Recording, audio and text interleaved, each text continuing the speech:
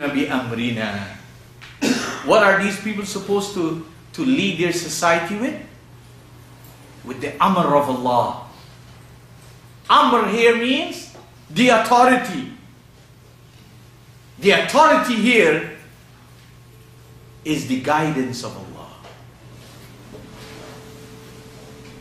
وَأَوْحَيْنَا إِلَيْهِمْ فِعْلَ الْخَيْرَاتِ. So two things are associated with leaders.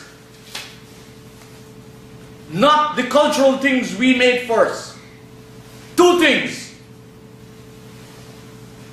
The leaders lead their society with the guidance of Allah. Thus, they lead them out of the darkness into light and enlightenment. That's the first condition. The second condition, فِعْلَ الْخَيْرَاتِ. You hear this?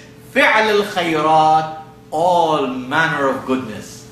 Smiling, good suluk, tayyiba, nice dealings, taking, building structures, not necessarily physical, but not denying that, but building bridges in human society. Not dividing the society into sects and schisms. Not dividing the humanity.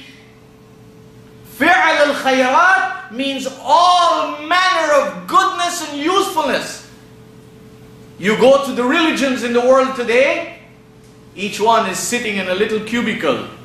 You have Muslims by themselves, and they are good enough to destroy themselves. They are doing it.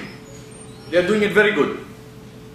Then you have the Hindus by themselves, and also they are fighting among themselves, and they are fighting Muslims, and Muslims are fighting them, and then you have the Christians. So all these so-called believers in this God have lost their focus with divine guidance.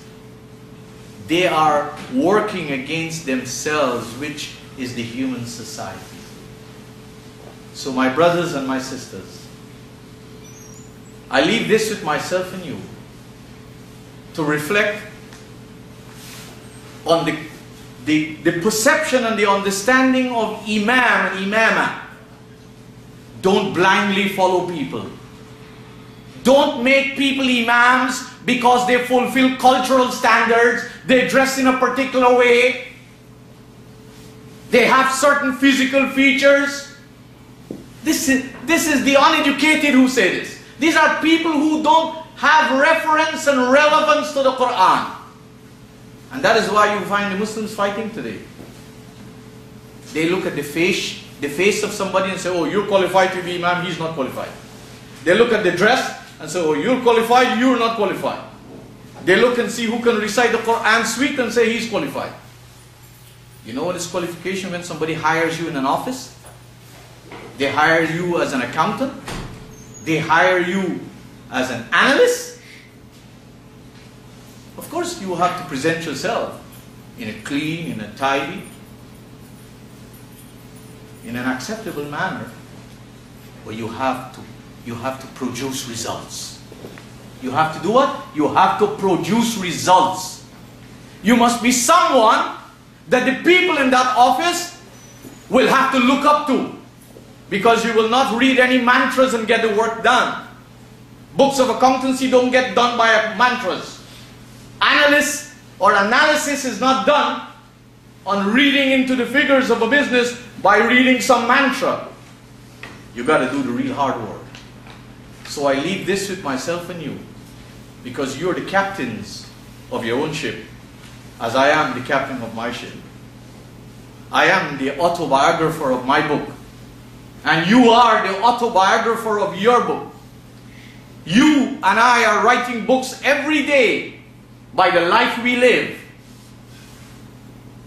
It is when the books that we write bring us happiness, bring us joy, bring us prosperity, bring us progress, bring us development, bring us enhancement, take us out of the dungeons of life into the enlightened path. Then that book that we are writing is a book worthwhile for those who come after us and those around us to see and say, I like this book. I'm going to read this book. I leave this with you and myself, knowing, if you didn't realize, we are all authors. If you have never written a book, there's a book you're writing. and I am writing too. Your book, some of the pages I see, and my book, some of the pages you see. If you want to examine my book, feel free to talk to me. I will allow you. And if you allow me, I would like to learn about your book. Let us learn from this, because it's only by reflection and commitment that we can make our future as bright as we would like it to be. فَاسْتَغْفِرُوهُ إِنَّهُ هُوَ الْغَفُورُ الرَّحِيمُ.